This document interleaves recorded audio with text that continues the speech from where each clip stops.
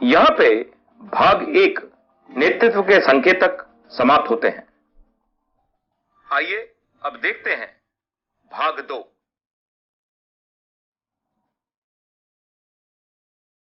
प्रेरणा और प्रेरित करने वाले कारक।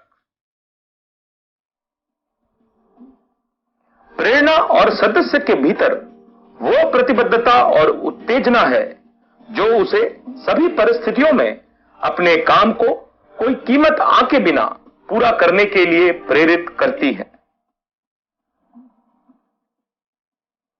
मानव इतिहास के लिए एक अध्ययन ने हमें 3 कारक दिए हैं जो किसी भी व्यक्ति को प्रेरित करने में मदद करते हैं। वो 3 कारक हैं: भौतिक कारक, बौद्धिक कारक और तीसरा आध्यात्मिक कारक।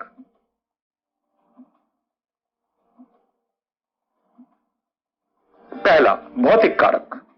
भौतिक कारक वे संसाधन हैं जो समूह सदस्यों के जीवन की मूलभूत जरूरतों को बनाए रखने और समूह लक्ष्यों को आगे बढ़ाने के लिए आवश्यक हैं। एक फुटबॉल टीम को फुटबॉल बूट्स, बढ़िया मैदान, पैसा, खिलाड़ियों के लिए किट इत्यादि की इच्छा और पर्याप्त मात्रा में आवश्यक होती है। एक बार इन संसाधनों का मुहैया करा दिया जाए तो समूह सदस्यों का प्रेरणा स्तर बढ़ जाता है। यह एक भौतिक कारक का उदाहरण है। दूसरा, बौद्धिक कारक। यह कारक एक व्यक्ति को अपने समूह पर गर्व एवं अन्य सदस्यों को कठिन परिस्थितियों में बेहतर प्रदर्शन करने के लिए प्रेरित करते हैं। व्यक्तिगत उदाहरण द्वारा नेतृत्व करना उन तत्वों में से एक है जो सैनिकों बेहतर प्रदर्शन करने के लिए हमेशा प्रेरित करते हैं। तीसरा, आध्यात्मिक कारक। हमारी आत्मा हमें असाधारण कर्तव्यों के लिए सर्वोच्च प्रेरणा प्रदान करती है। यह एकमात्र कारक है जो एक आदमी को तब भी जीवित रखता है जब कभी आशाएं खो जाती हैं। समूह की पहचान, समूह में गर्व, समूह भावना, इतिहास और धर्म के सकारात्मक पहलुओं से आध्यात्मिक कारक उपजती है। धर्म ने मनुष्य को प्रेरित करने में महत्वपूर्ण भूमिका निभाई है।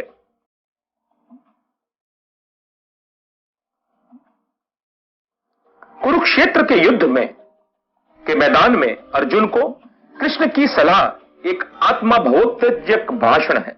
आज भी यह पुरुषों को युद्ध के लिए प्रेरित करता है। यह उस भावना की जीत है जिसने कई शारीरिक और मानसिक रूप से विकलांग व्यक्तियों को विभिन्न खेलों और अन्य शारीरिक गतिविधियों में भाग लेने और उत्कृष्टता प्राप्त करने के लिए प्रेरित किया है। यहां पे भाग 1 और भाग 2 समाप्त होते हैं। अब चलते हैं आखिरी भाग, भाग 3।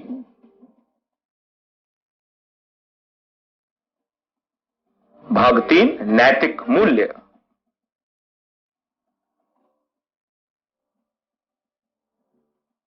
नैतिक मूल्यों में अच्छे कर्म और उनका सम्मानपूर्वक प्रदर्शन शामिल है।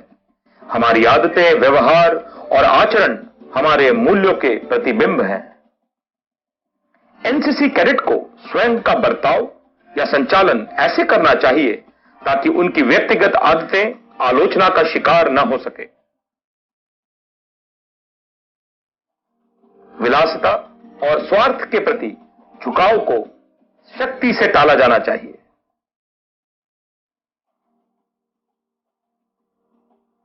ग्रीक फिलोसोफर प्लेटो के अनुसार निम्नलिखित 4 प्रमुख गुण या मानवीय मूल्य हैं। पहला, विवेक यानी सही निर्णय लेना। दूसरा, साहस, सही रास्ते पर रहना और सभी प्रकार के प्रलोभनों का विरोध करना। तीसरा, आत्मनियंत्रण, लक्ष्य प्राप्ति के लिए अपने जुनून, आवेश और भावनाओं को अपने अधीन रखना। और चौथा गुण, न्याय, प्रत्येक व्यक्ति को उसका हक देना। यह है 4 प्रमुख गुण ग्रीक फिलोसोफर प्लेटो के अनुसार। पहला गुण, विवेक, जिसको हम अंग्रेजी में प्रूडेंस कहते हैं।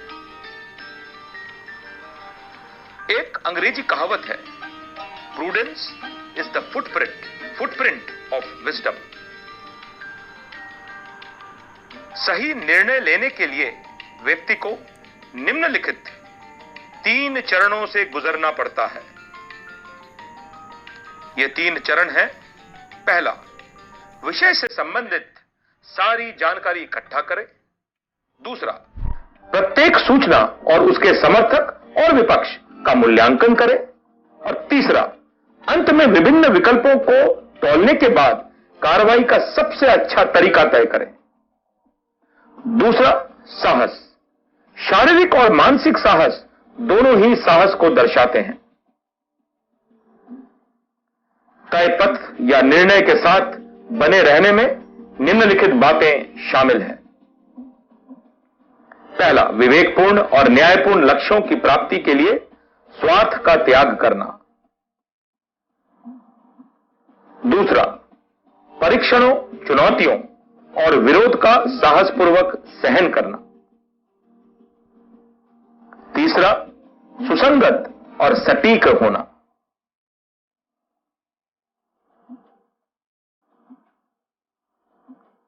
चौथा, चल रहे रुझान के साथ साथ चलने प्रवृत्ति का विरोध करना।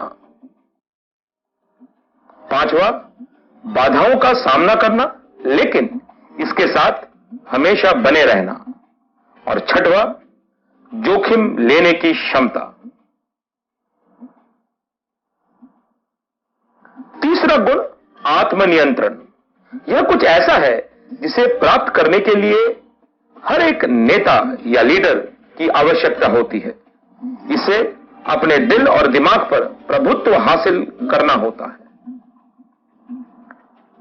इसके लिए उसे निम्नलिखित बातों पर ध्यान देना चाहिए। अपने जुनून, भावनाओं और जज्बातों को मानव आत्मा के अधीन करना, अपने अधिकार क्षेत्र में समय प्रबंधन जैसी गतिविधियों का प्रभावित करना, सांसारिक चीजों से बहुत अधिक आकर्षित न हो। और चौथा, अपनी प्रतिक्रियाएं जैसे क्रोध, नम्रता आदि के संदर्भ में समझदारी बनाए रखना। चौथा गुण, न्याय। हर साथी नागरिक को उसका हक देना चाहिए। इसमें दूसरों के भले एवं समुदाय हित के लिए प्रयास करना शामिल है। समानता, साम्य, कानूनी और निष्पक्षता की भावना ही मापदंड होनी चाहिए। इन 4 गुणों के अलावा एक लीडर में 2 और गुण होने चाहिए। उत्कृष्टता के लिए एक आंतरिक प्रेरणा और दूसरा निस्वार्थ सेवा। तो 4 गुण जो ग्रीक फिलोसोफर प्लेटो ने बताए, उसके अलावा ये 2 और गुण। तो 5वां गुण, उत्कृष्टता के लिए एक आंतरिक प्रेरणा। यह स्वयं को चुनौती देकर और दूसरों को भी चुनौती देकर उत्कृष्टता के लिए प्रयास करने का गुण है। इस तरह का व्यक्ति निम्नलिखित प्रकार का होता है। पहला, एक सपने देखने वाला, जैसे बच्चों के लिए एक माता पिता या छात्र के लिए एक शिक्षक।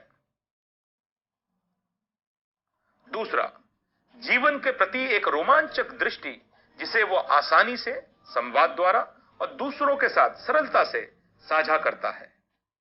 तीसरा, वह अपने अध्ययन, पेशे और परिवार में मिशन की भावना पैदा करता है।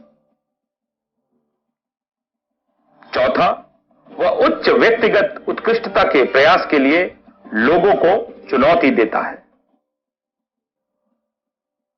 छठवां और आखिरी गुण, निस्वार्थ सेवा, सर्विस बिफोर सेल्फ।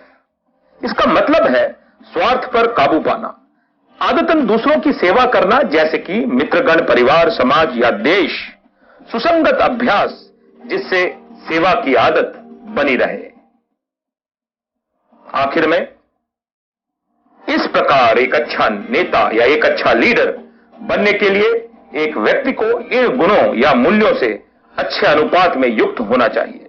ये जन्मजात गुण नहीं है, बल्कि निरंतर प्रयास और अभ्यास के माध्यम से हम सब प्राप्त कर सकते हैं।